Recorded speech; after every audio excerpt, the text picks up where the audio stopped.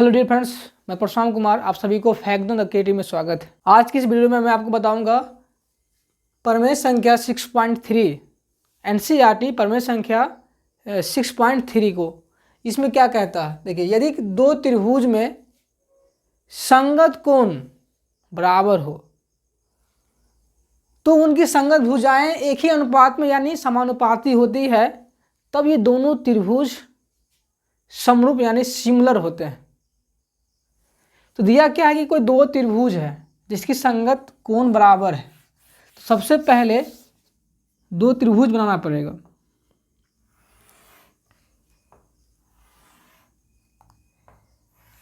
आप क्या कीजिए, सिंपली दो त्रिभुज बना दीजिए।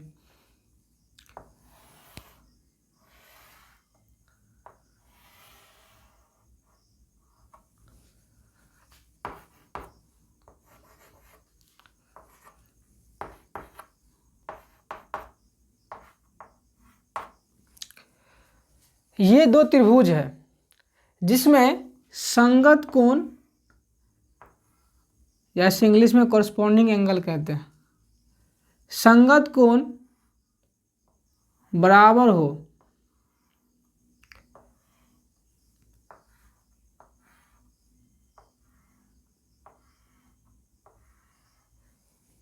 तब उनकी संगत भुजाएं समानुपाती होती है, तब दोनों त्रिभुज समरूप होगा। हमें यह सिद्ध करना है। यहाँ लिखिए, दिया है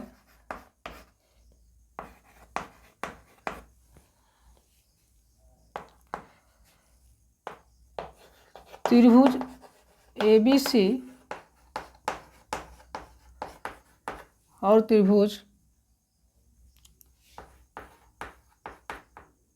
DEF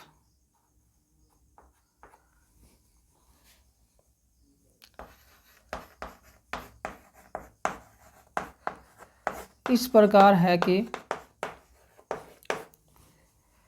angle A angle D के बराबर है, एंगल B एंगल E के बराबर है और एंगल C एंगल F के बराबर है।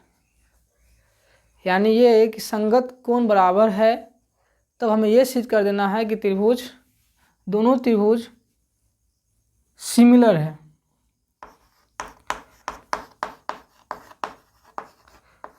तो सिद्ध करना है कि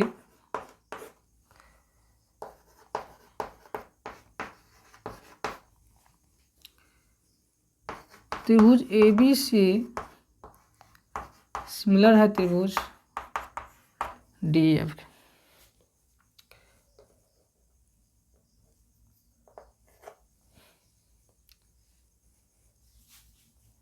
थोड़ा सा रचना करना पड़ेगा इसमें।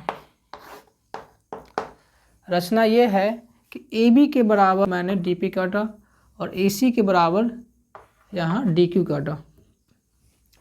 जितना लेंथ AB का है उतना ही लेंथ DP का होगा, जितना लेंथ AC का उतना लेंथ DQ का। ये मैंने रचना किया, दिया नहीं था, ये रचना करना पड़ा। देखिए, DP बराबर AB और DQ बराबर AC काट लिया। क्या किया? काट लिया। और P को Q से मिलाया। देखिए, P को Q से मिलाया।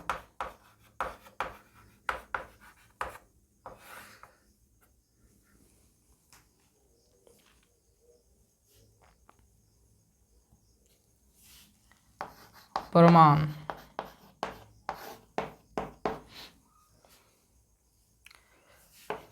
त्रिभुज ABC और त्रिभुज DEF में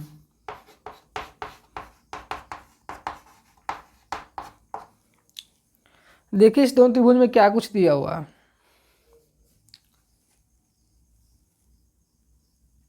एंगल A बराबर क्या है? एंगल D है। AB बराबर क्या है? DP है। यहाँ लिखिए आप, ये दिया है, किसमें दिया हुआ है? कथन में दिया हुआ है, स्टेटमेंट में दिया हुआ है। ये कहाँ से आया? रचना से आया। अब लिखिए रचना से।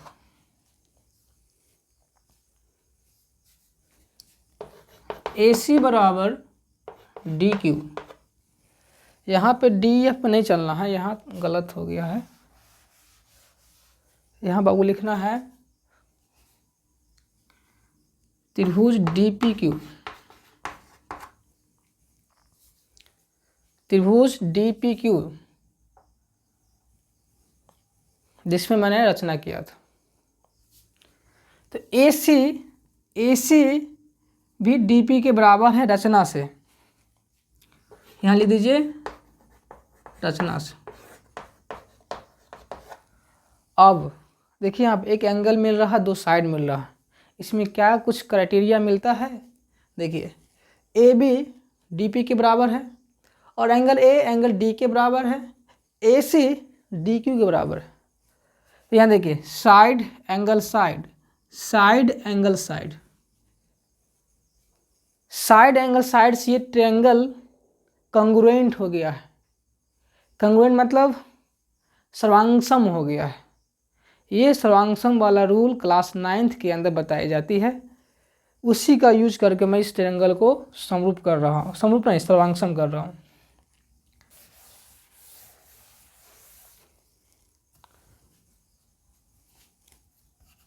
त्रिभुज ABC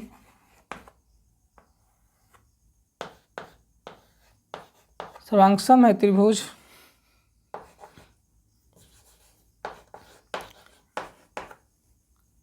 लिखिए साइड एंगल साइड सर्वांग समता से।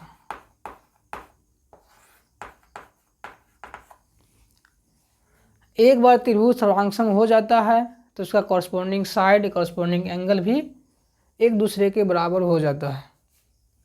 तो हमें साइड की आवश्यकता नहीं है, बस एंगल की आवश्यकता है। एंगल B बराबर एंगल क्या हो जाएगा? Angle P। ये त्रिभुज इसके क्या है? सर्वांगसम है, कंग्रुएंट है। तो ये एंगल इस एंगल के बराबर होगा, ये एंगल इस एंगल के बराबर होगा, ये एंगल इस एंगल बराबर तो है ही। तो हमें बाकी एंगल का काम यूज नहीं है, हमें सिर्फ एंगल B और एंगल P को लेना है। देखिए किंतु इसमें क्या कह रहा है कि संगत कोण बराबर है, यानी एंगल B किसके बराबर था? एंगल E का। ये कहाँ से आया? स्टेटमेंट में दिया था।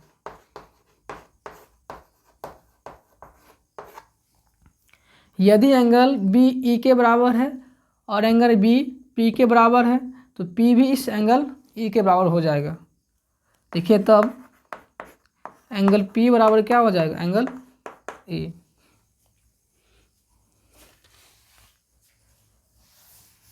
अब जो त्रिभुज दिख रहा है आपको, कौन सा?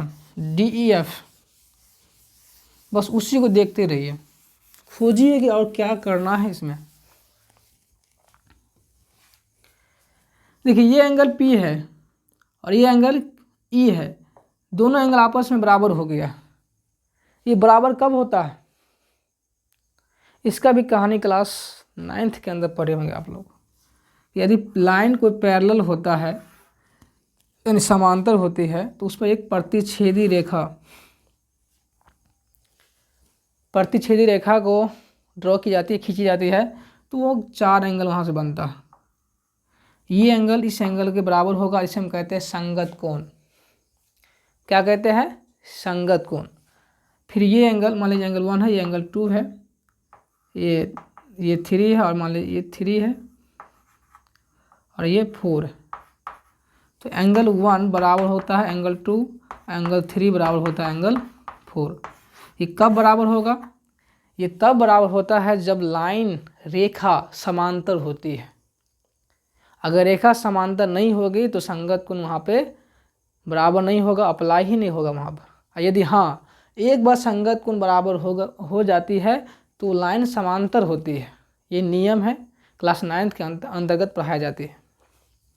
अब देखिए एंगल पी और एंगल ई बराबर हो गया, तो लिखिए क्या, संगत कोण। ये क्या बन गया, संगत कोण।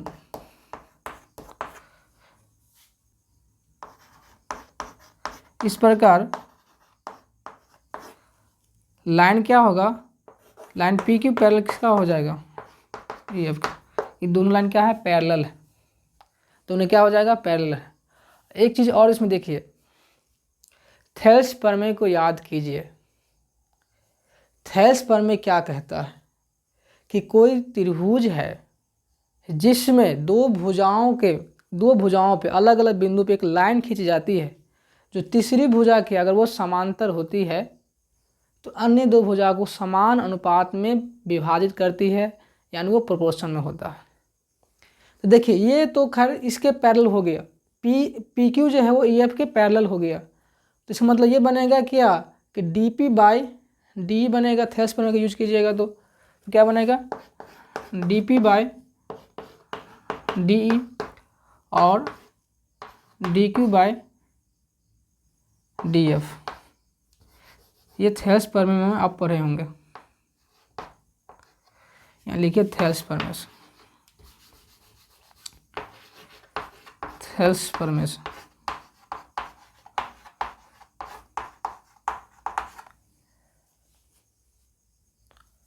अब डीपी रचना से खोजिए, डीपी किसके बराबर था, ए बी का। तो जहाँ पे डीपी होगा वहाँ पे क्या पुट कर दीजिए, ए बी। डी जैसे था उसको वैसे ही रहने दीजिए। डी क्यू रचना से ए सी आ जाएगा, यहाँ पे डी एफ लिख दीजिए कि ए बी बराबर था डी पी का और डी क्यू बराबर था ए सी। इस प्रकार हमें क्या मिला, A B by D E बराबर A C by D F. फिर से आप यहीं से कहीं से भी यहाँ पर लाइन ड्रॉ करेंगे तो इस प्रकार से मिल जाएगा कि A B by D E और B C by E F, ये दोनों का रिलेशन हमेशा बराबर आ जाएगा। तो इसको आगे फर्दर आप इसे लॉन्ग ना करके शॉर्ट में ही कर दीजिए। मैं इसे ऊपर लिख देता हूँ।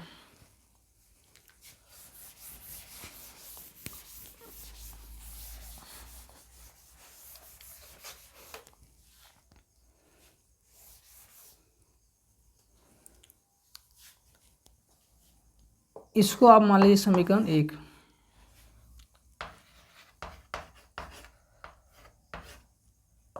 इसी तरह हम ये भी सिद्ध कर लेंगे, कैसे, इसी तरह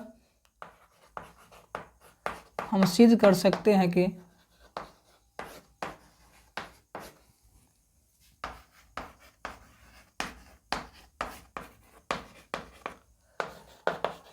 ए बी बाय डी ई बराबर B C by E F. यानी जिस तरह से हम A B by D E A C by D F सिद्ध किए थे, उसी तरह से हम ए बी बाय डी और B C by E F को भी सिद्ध कर देंगे, बराबर कर देंगे।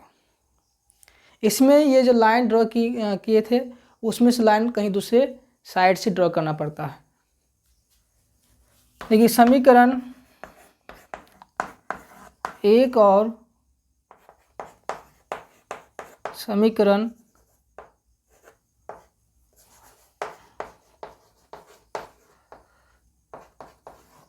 2 से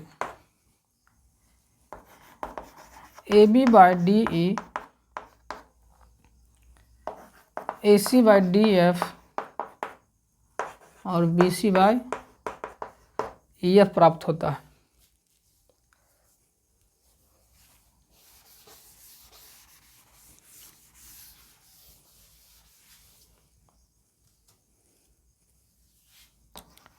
और एंगल ए बराबर था एंगल डी का, एंगल बी बराबर था एंगल ई का और एंगल सी बराबर था एंगल एफ का। देखिए यहाँ पे सारा एंगल बराबर हो गया, सारा साइड समानुपाती में है, तो इस प्रकार से त्रिभुज क्या होगा, इस प्रकार से त्रिभुज समरूप हो जाएगा। एक अतः त्रिभुज ABC सिमिलर है यानी समरूप है त्रिभुज DF, यही प्रमाणित करना था।